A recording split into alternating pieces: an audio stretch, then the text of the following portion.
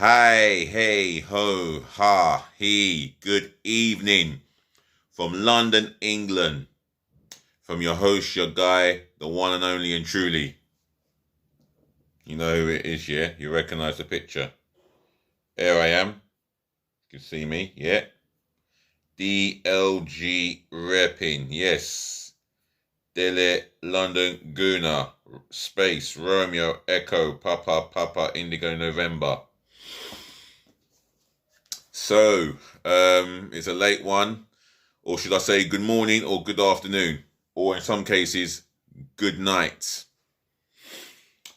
And welcome again to another roundup of the weekend's games in the Premier League, starting with the first game of the day.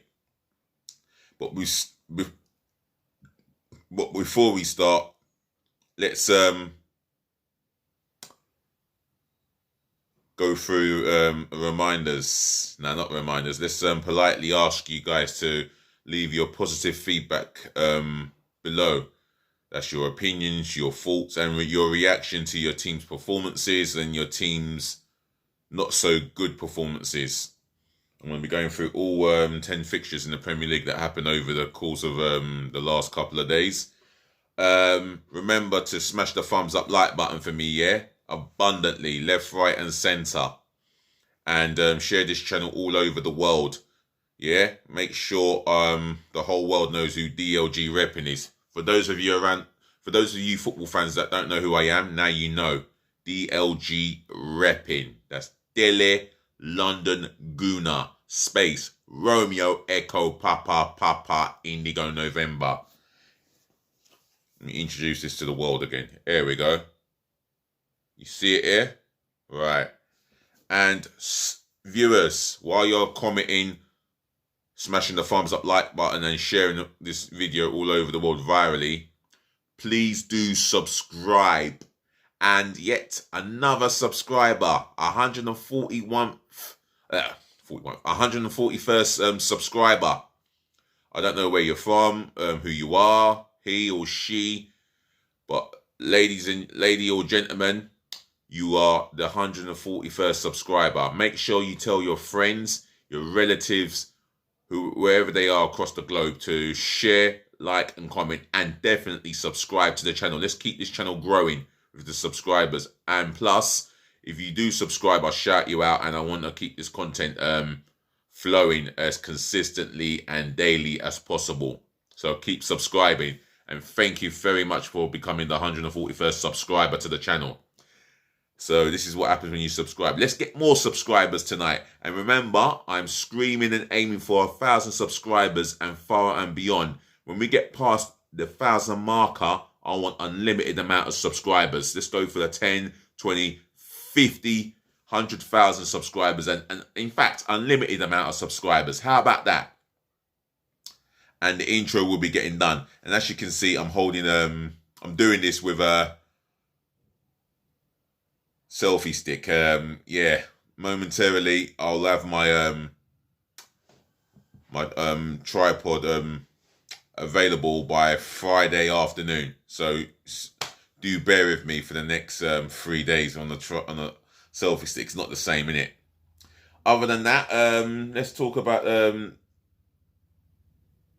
games that happened in the last couple of days. Starting off with the early kickoff between Liverpool and Burnley.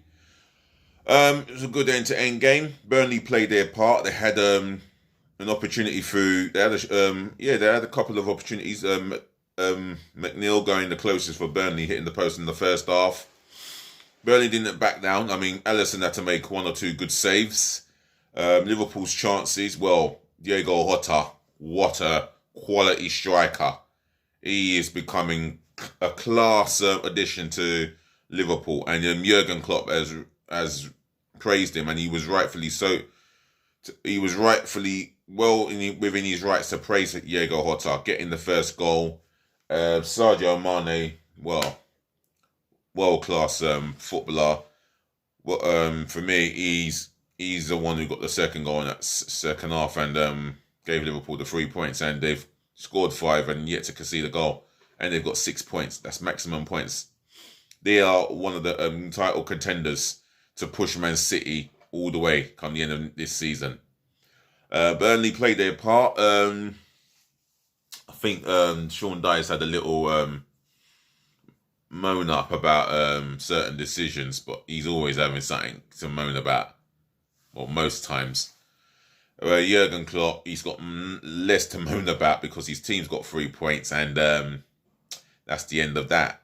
So it finished Liverpool 2, Burnley 0. Next game I want to talk about is Manchester City v Norwich. Total dominance by Manchester City on the ball, off the ball, pressing hard. Gabriel Jesus was the best player on that park. Set up 4 goals out of the 5, and for me, I did like the build up to Raheem Sterling's goal, where it involved Kyle Walker playing the through ball, and Gabriel Jesus was the only one that could read that through ball, and the cross was so on point for Sterling. He couldn't miss that tap in. And Marek Laporte, he's rumoured to be going elsewhere, but I'll tell you what, he has scored his first Premier League goal at the Etihad, and that might be the last Premier League goal, but we'll see what happens in days to come. Jack Grealish getting his first goal, albeit the ball hitting him in the shin somewhere. It don't matter where it goes in, as long as it goes in, and he was obviously delighted. Own goal by Tim Krul. Bad, unfortunate moment for him, and this is not the first time for Tim Krul that he's faced with that situation there. Riyad Mahrez getting on the score sheet. Norwich didn't offer nothing defensively. Well, I think they're the only team worse than Arsenal on a defensive front. They were woeful and a complete shambles in defending. Players not picking players up. Decision making by defenders was pathetic. Just all things that you've been doing in the last campaign you were in the Premier League. And Norwich fans, you might want to come onto my channel and criticise what I'm saying, but it's still the same old, same old. For me, got a hell of a lot of learning to do, and I don't know what is going on in the training camp, what drills are being used to combat these silly situations from a defensive point of view, but it's not working. And you've conceded 8 goals in the Premier League so far, no points, 2 defeats. Manchester City 5, Norwich 0. Moving on, good game at Ellen Road, Leeds United v Everton. Dominic Calvert-Lewin got his penalty, and I thought at the end of that game there should have been another penalty awarded for Leeds United, but it didn't come off it. And, well, what can I say? Everton took the lead through Dominic Calvert-Lewin's penalty, and Leeds kept going, and they rightfully so got an equaliser 5 minutes before time. I think it was a good goal by I don't remember the goal scorer. Leeds United fans, if you're watching, you can remind me of your goal scorer of the first equaliser, because it was a good goal and well taken. And then the second half, I think Everton, they tried to push on for this, just get them. Well, they tried to retake the lead again. Abdullah Decore had a stinging shot that was just about dealt with by Meslier. And Everton took the lead again. I think it was a bit of comical defending again. And Bielsa says that he felt Everton should have created less chances. They should have not allowed Everton to create as many chances as possible.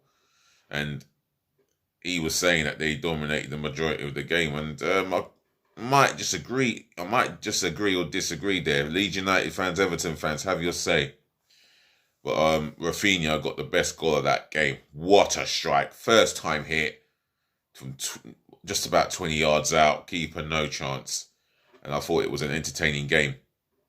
Oh, Demarai Gray getting a goal through. Well, it was a poor first touch, and he got the goal that gave Everton the lead again. But what a goal by Rafinha. Good goal. And Gary Lineker said on Match of the Day he could work on his celebration, but everything else, the technique, the strike, good goal from Demarai Gray. Rafinha, best goal of the game. Finished Leeds United 2, Everton 2. Crystal Palace v Brentford. I mean, it wasn't a poor game. It was full of chances.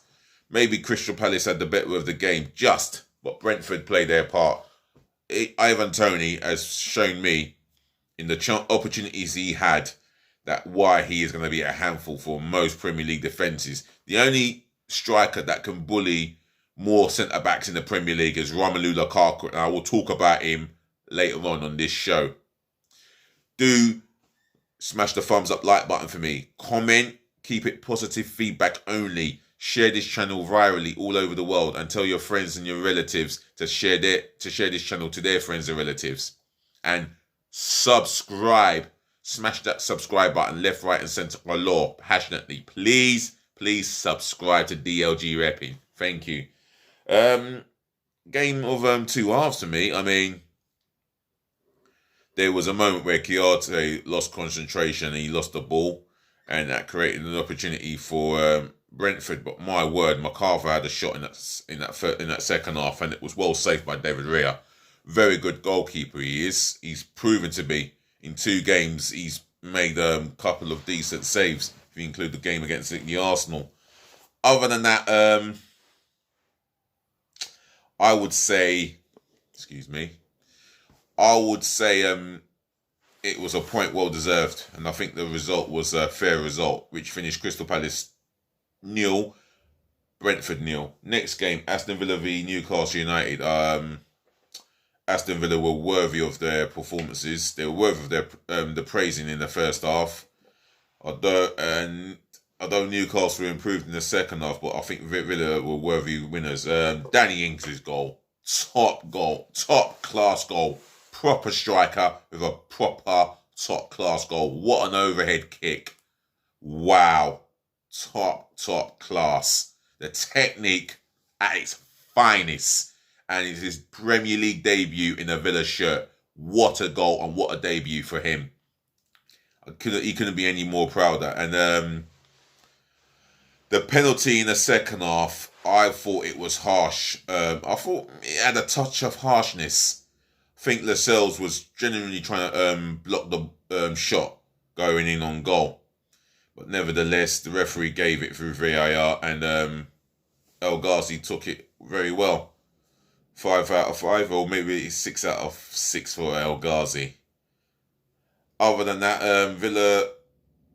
I think Villa were lucky not to concede the penalty. Emiliano Martinez judged the flight of the ball, or the pass incorrectly, took out Callum Wilson, rightfully booked, but yet VAR ruled it out as offside. For me, that's a penalty. It's a foul. It's a yellow card. If it's a yellow card, which it was, then it should be a penalty. I would love to hear Peter Walton's version on this. Steve Bruce has had a lot to say on it. I can guarantee that I can feel his grief. At least they should have had a penalty. Nevertheless, Villa were fantastic. Ashley Young at left back, returning to the club for the first time in over 10 seasons. Overall, Villa were worthy of their points. John McGinn, superb again in that midfield. And they win again. Aston Villa 2, Newcastle United 0. Brighton over Albion v Watford. I think it was an overall dominating performance by Brighton. They were slick in their passing. Bazuma was immense for me. The difference between the two sides. I mean, this is why I am so angry with Arsenal for not even making an attempt to bring Bazuma to the Emirates. He is absolutely fantastic. I have no complaints about the midfielder we have got, and I will talk about him later on. But he's everything that, you want in the midfield. Interceptions, the blocks,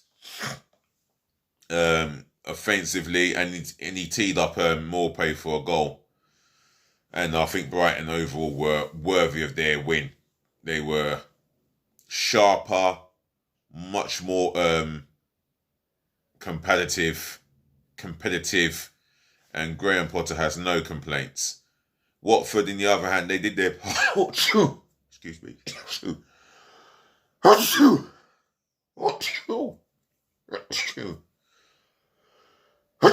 How many times? Yeah, Watford, I think they improved in the second half. in that game. They created opportunities for themselves, but nevertheless, I think Watford came short in that game, and Brighton were worthy of their win. So it finished Brighton over Albion 2, Watford 0. Moving on to Sunday's games, Wolves v Spurs. Now I'll tell you what, Wolves were in the game. They created opportunities, but as highlighted by the boys in the Match of the Day studio, Jimenez should be in the position where he can affect the game, and that's in the box. Adama Traore has got to score in that second half opportunity. He did well against Tanganga, skinning him for pace and power. And I think Wolves created enough opportunity to get something out of that game. Nuno Espirito Santo returning as Spurs boss, and I'll tell you what, he would have been delighted with the return and the 3 points that he got. Dele Alli scoring the goal, and he's got him believing again, to be fair to the Spurs new head coach. He's got him believing again. Brought on Harry Kane with 15 minutes to go, and he had an opportunity, but it was well saved by Sosa, and he had to make some big saves. Otherwise, the game would have been out of sight for Wolves. But Spurs have got the 6 points. They got the 3 points and 6 points on the table after 2 games. So it's finished Wolves 0, Spurs 1. Southampton v Manchester United. Manchester United had the better of the game. Although Southampton did play their part, especially in the second half where they pressed Manchester United. And Adam Armstrong could have had the winner, but take nothing away from Man United. They had the opportunities. In the first half, Southampton were possibly worthy of their lead.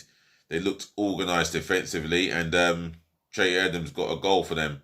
I think Southampton had a couple of chances before the goal.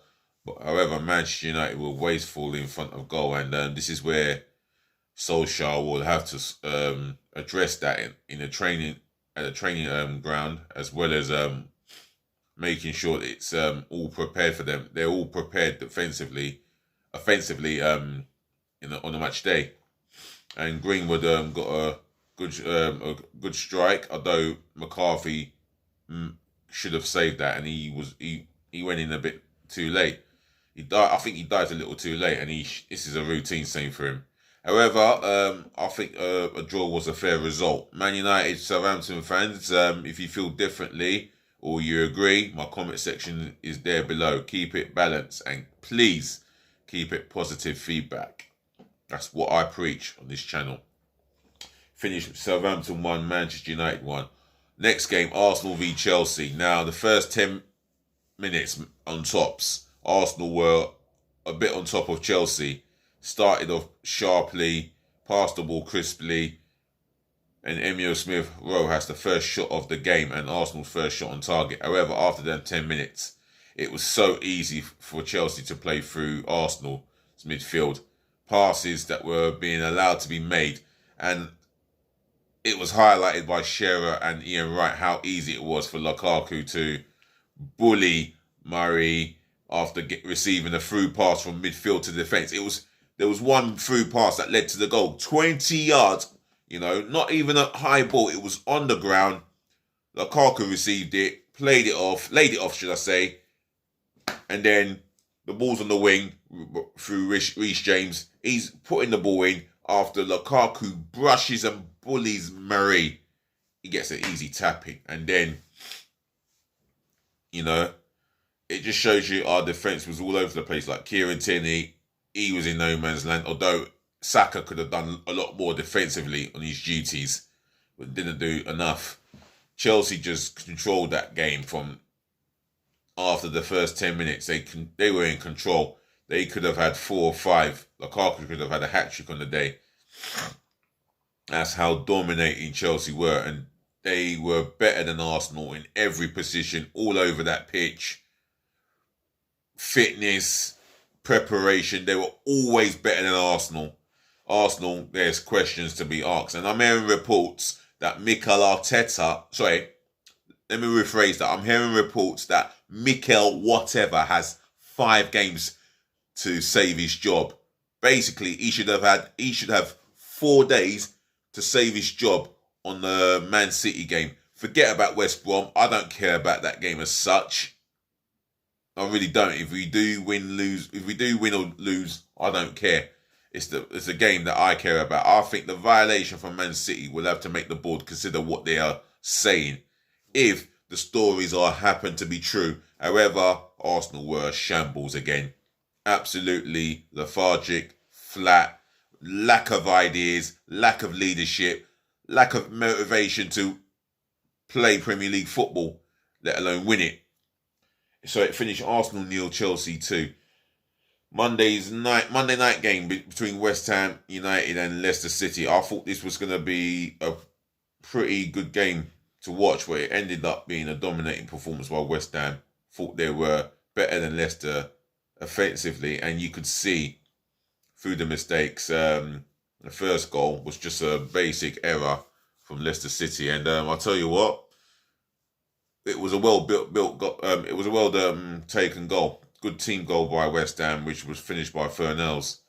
And the second goal, well, schoolboy error in defending. And I'll tell you, Kasper Schmeichel, I say Peter Schmeichel, Peter Schmeichel will be rolling his eyes at the top of his head, because Kasper made a horrible ricket with his goal line clearance. And West Ham got in behind them and got the second goal. Tillemans pulled one back after a good bit of play from Leicester. But I'll tell you what, Mikel Antonio was so unplayable, and in the second half he dominated it. He dominated the defenders, and he got the 2 goals he deserved, and especially the first one, which was West Ham's third. Great finish, or should I say good finish. And the second one, nice first touch, got in behind the defender, and he was always going to be first to that ball to nick it in front of the defender, and it was a well taken goal. And I think David Moyes has had a lot of praising for him, and rightfully so. I haven't had the chance to listen to the 2 management interviews, but David Moyes will have more positive feedback on these players, especially and Mikel Antonio. Whereas for Mr. Rodgers, he'll be very peed off with the performance and the defending as well. It finished West Ham United 4, Leicester City 1, sorry. Leicester City fans, I'm not rubbing it in. I'm not taking the pee before you come on this and have a go at me. Anyway, DLG repping has come to the end of his Premier League roundup. Before I go, I would like to say, ladies and gentlemen, to the boys, to the girls, thank you for listening, thank you for tuning in, thank you for watching, and yes, saving the best to last, as I always say. That's my final goodbye. Thank you all for putting up with me. I'm hoping to be back later on with another football content. If not, it'll be done tomorrow. Other than that, you take care of yourselves, take care of your families, take care of your friends, and make sure you stay safe. Peace, love, and bless again, as I always say. So I'm done now. I look forward to the next content, definitely. So it's if it's good night to you guys, rest well, because I'm out. Please be nice, and don't forget to like, comment, share, and do subscribe. But please be nice.